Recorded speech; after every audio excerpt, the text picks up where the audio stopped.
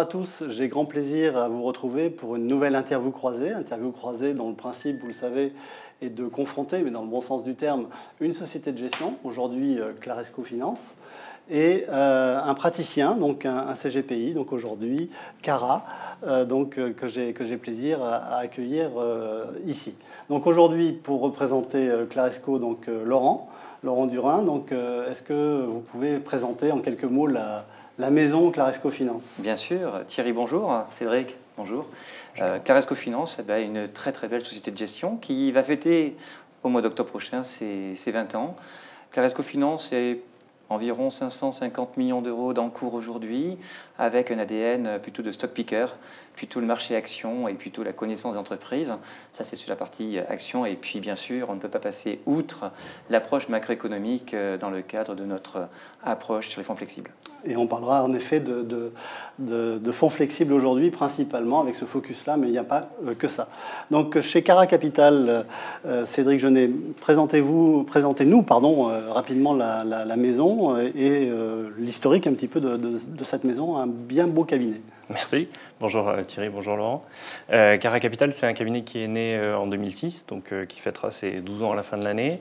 12 collaborateurs actuellement, à peu près 130 millions, un petit peu plus de 130 millions d'encours sous gestion. Un cabinet transversal qui, certes, fait de la gestion d'actifs pour ses clients, mais aussi tous les sujets civils, prévoyance, accompagnement sur les transactions immobilières et autres. D'où le fait d'avoir un nombre de collaborateurs important. Une clientèle plutôt travailleurs non salariés, chefs d'entreprise, entrepreneurs et professions libérales majoritairement. D'accord, très bien. Et déjà une grosse expérience et expertise sur tout ce qui est également allocation flexible, on y reviendra. Alors justement, sur l'allocation flexible, Laurent, je me tourne vers le sachant, le maître S allocation flexible. Pourquoi aller vers ce type de gestion alors qu'il y a déjà pléthore, j'allais dire, en la matière sur le marché? Qu'est-ce qui inspire un gérant pour créer un fonds flexible? Je pense qu'au niveau aujourd'hui, donc pour les cabinets en gestion de patrimoine, la gestion flexible est totalement essentielle. Maintenant, on attend beaucoup de la gestion flexible.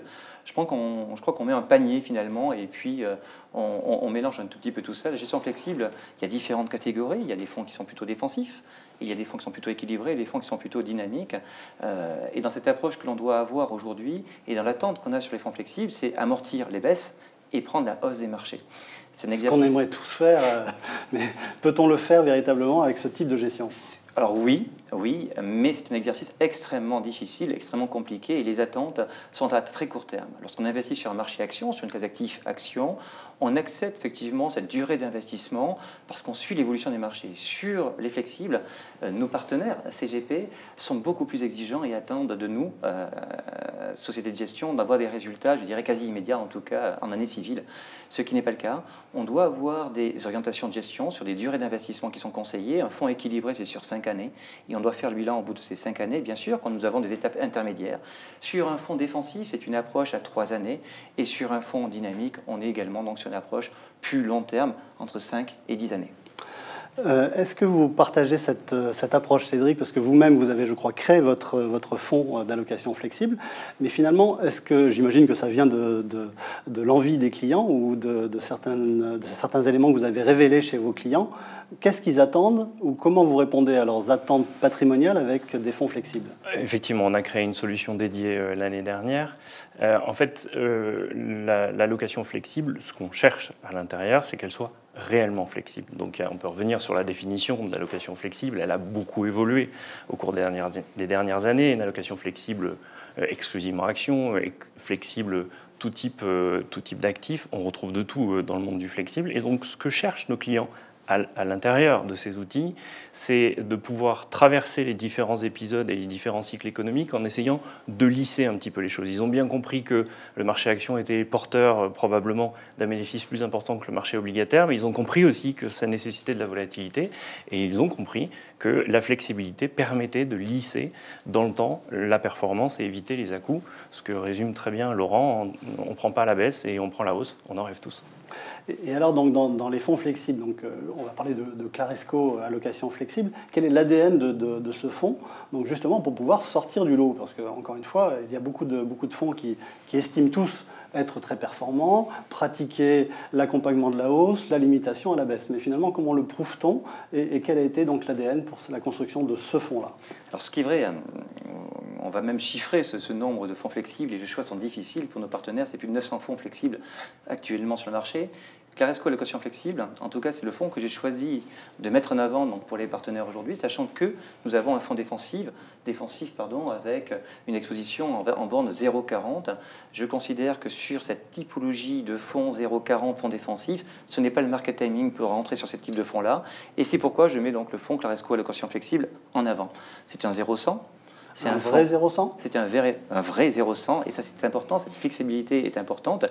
Ce qui fait la différence également, bien sûr, ce sont des gestions de conviction et ce qui me plaît beaucoup, c'est si je prends l'exemple entre vendredi et aujourd'hui en termes d'exposition, nous étions exposés vendredi en clôture à 70% donc sur la classe d'actifs actions et en matinée aujourd'hui, lundi, c'est-à-dire 48 heures après, nous sommes exposés aujourd'hui à 50% sur la classe d'actifs actions en utilisant des couvertures, bien entendu, mais c'est ce qu'on attend, c'est cette véritable flexibilité. J'ai juste une remarque encore, et ce qui va différencier, et ça c'est un point essentiel, le fonds par rapport à l'ensemble des fonds du marché, c'est sur les classes d'actifs que nous utilisons. On s'est interdit, dans Claresco Allocation Flexible, d'utiliser la moindre thématique sur une classe d'actifs taux à yield. Donc pas de notation inférieure à BBB- au sein de Claresco Allocation Flexible, ce qui en fait effectivement une différence. Et puis bien sûr, ce qu'on attend et ce que les partenaires attendent d'un fonds flexible, c'est la qualité du gérant, la qualité des équipes de gestion. Tous nos fonds flexibles sont gérés en équipe, en binôme.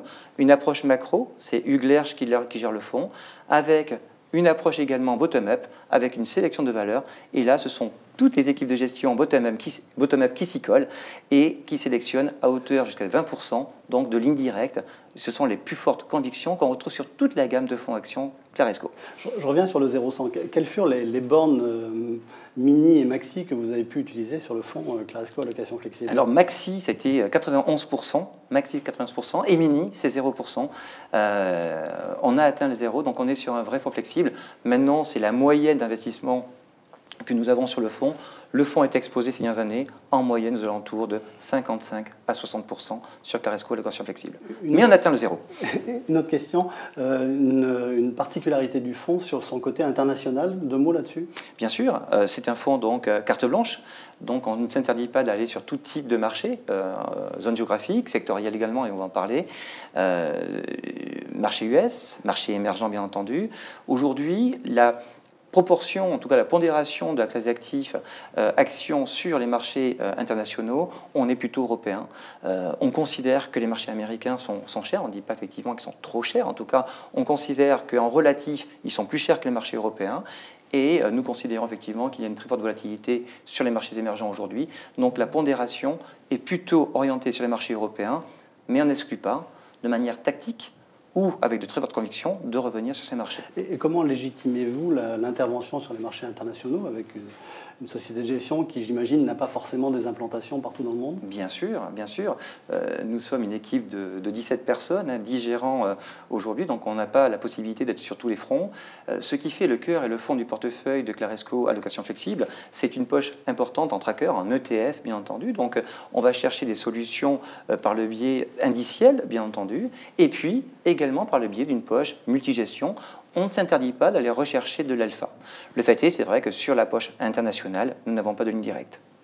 Cédric, la vision client, oui, de façon plus pragmatique, face à un fonds d'allocation flexible, on parle de carte blanche souvent, mais est-ce que le client se sent quand même bien entouré? Est-ce qu'il n'est pas en train de se dire finalement je donne un blanc-seing au CGP? De toute façon, il le fait indépendamment de la gestion flexible ou pas flexible. À partir du moment où un client vient nous confier des avoirs et où il a compris qu'on était là pour l'accompagner à créer une allocation globale, que ce soit sur le choix du fonds ou sur l'allocation d'actifs en tant que tel, oui, en quelque sorte, de toute façon, il nous fait confiance et c'est dans cette confiance que l'on construit la relation à long terme et la performance d'ailleurs à long terme. Un client qui ne nous ferait pas confiance nous empêcherait de prendre les bonnes décisions et donc probablement perturberait son résultat. Mais alors justement, comment présentez-vous le choix plutôt d'un fonds flexible qui ferait un petit peu le tout en un ou plutôt une allocation pure sur laquelle on travaillerait sur les différentes classes d'actifs? Alors, il y a plusieurs paramètres. Le premier, évidemment, ça dépend du profil de risque. On est dans une logique où on essaie progressivement de sortir de ce fonds en euros. On ne peut pas y échapper, hein, on est obligé d'en parler. Et il est vrai que l'allocation flexible, si elle a pris autant de place au cours de ces dernières années, c'est parce qu'elle est venue se mettre en face du fonds en euros. Évidemment, ce n'est pas un concurrent au fonds en euros, il n'y a pas de concurrent au fonds en euros, on est bien d'accord, mais en revanche, ça a sa place à côté du fonds en euros. Et donc, c'est cette place qui est venue prendre l'allocation flexible. Et aujourd'hui, on l'utilise dans pratiquement toutes les allocations, du profil prudent au profil dynamique. En revanche, on regarde si on est sur du 0,60, sur du 0,100, s'il y a une vraie réactivité au niveau de la gestion. Comme le dit Laurent, 0,100 c'est bien, mais est-ce qu'on est capable de descendre à 0 et de monter à 100 ? Et vous avez senti une évolution de la part des clients dans l'appréciation justement de cette gestion flexible? C'est plus qu'avant? C'est moins? C'est dans l'utilisation ou dans la connaissance? Dans les deux. Dans l'utilisation, c'est plus, puisque aujourd'hui, ils ont meilleure connaissance de ce qu'est un fonds flexible, même s'ils ne connaissent pas ce qu'il y a à l'intérieur de chacun des fonds flexibles. Là, évidemment, ils nous suivent.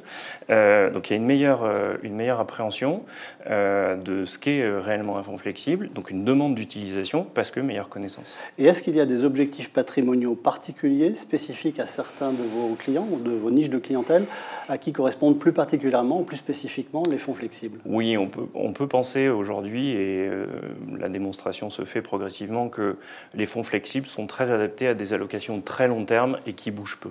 Voilà. Donc il est vrai qu'aujourd'hui, dans une logique de contrat Madelin, de perte, d'épargne entreprise, le fonds flexible a vraiment toute sa place. Sur une gestion plus dynamique, avec un client qui a plus envie d'acheter des fonds purs, d'investir plus dans l'entreprise, là en revanche, on va diminuer cette partie. Laurent, on a parlé un petit peu des caractéristiques ou du mode de fonctionnement donc, du fonds Claresco Allocation Flexible. Quelques éléments quand même sur, faites-nous rêver, sur les performances, sur ces ratios d'analyse. Bien sûr, on va regarder effectivement donc, ce que je disais, une durée d'investissement conseillée, c'est 5 années. Le fonds génère une performance de plus de 40% sur les 5 dernières années. C'est ce qu'on attend de ce type de fonds finalement, d'être capable de pouvoir générer du rendement sur une période long terme tout en minimisant cette fameuse volatilité. Le fait est, c'est que aujourd'hui, ce type de fonds-là nécessite pour nos partenaires, en tout cas c'est là-dessus que j'insiste, Claresco ça veut dire transparence, c'est cette capacité à pouvoir soulever le moteur, savoir ce qu'il y a, comment je vais générer cette performance. Quand je dis qu'on s'interdit d'avoir du high yield, c'est qu'on a un avis assez négatif, et je le dis clairement, sur cette classe active qu'on considère très risquée. On considère que les primes de risque sont très peu importantes sur la classe active de haut rendement. Donc on a pris l'option de générer du rendement sur des convictions qui sont fortes, sur des rendements qui sont importants. On sensibilisera ou désensibilisera nos portefeuilles sur la classe active d'action. On est capable de se couvrir également, c'est ce que nous avons fait, ce que je disais effectivement donc, entre vendredi et aujourd'hui. Et les performances, elles sont là. On a des convictions fortes, on peut parfois se tromper et on peut parfois avoir raison un peu tôt. Alors justement, un éclairage là-dessus. Je crois que sur les bancaires, justement, il y a eu quelques atermoiements, mais des convictions qui se maintiennent. Mais des convictions qui se maintiennent, j'aime beaucoup cet exemple sur les bancaires. Les bancaires ont beaucoup souffert au mois de mai avec une chute sur les financières de l'ordre de 5%. Le fait est, c'est que nous avions une exposition sur les bancaires dans la performance du fonds depuis le début d'année. Ces 50% de la contre-performance sont dus aux financières. Mais c'est une vraie conviction. Une conviction très forte que nous avons sur, bien sûr, la fin donc, de la période des quantitative easing menée par la Banque Centrale Européenne, sur une remontée de taux qui tarde. Hein. On envisage effectivement cette remontée de taux à compter du mois de décembre cette année. On sait qu'elle sera donc prolongée et retardée à compter du premier, voire du deuxième semestre de l'année 2019. Mais il y a une très forte corrélation et un avantage certain à être investi sur des financières lorsque les taux remonteront. On a aujourd'hui une exposition à hauteur de 9%, nous étions à 10%, on a réduit légèrement, mais 9% d'une allocation, c'est une très forte conviction.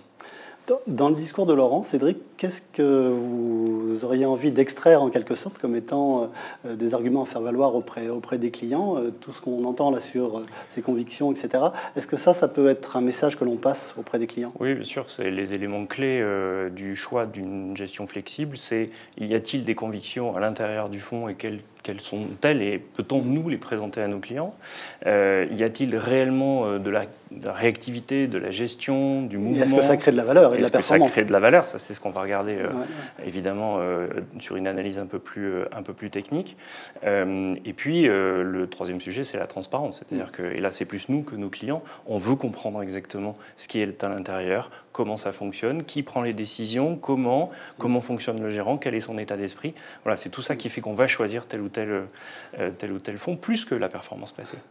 Pour conclure sur cet échange très, très intéressant, Laurent, si on devait retenir 3 éléments forts sur Claresco Allocation Flexible, je sais que ça va être difficile pour Laurent qui ne tarit pas d'éloges sur le fond et sur son mode de gestion, mais si on devait retenir 3 idées forces. Déjà, la qualité exceptionnelle effectivement donc de gestion, donc le gérant Hugues Lerche, donc vraiment une expérience exceptionnelle de plus de 20 ans.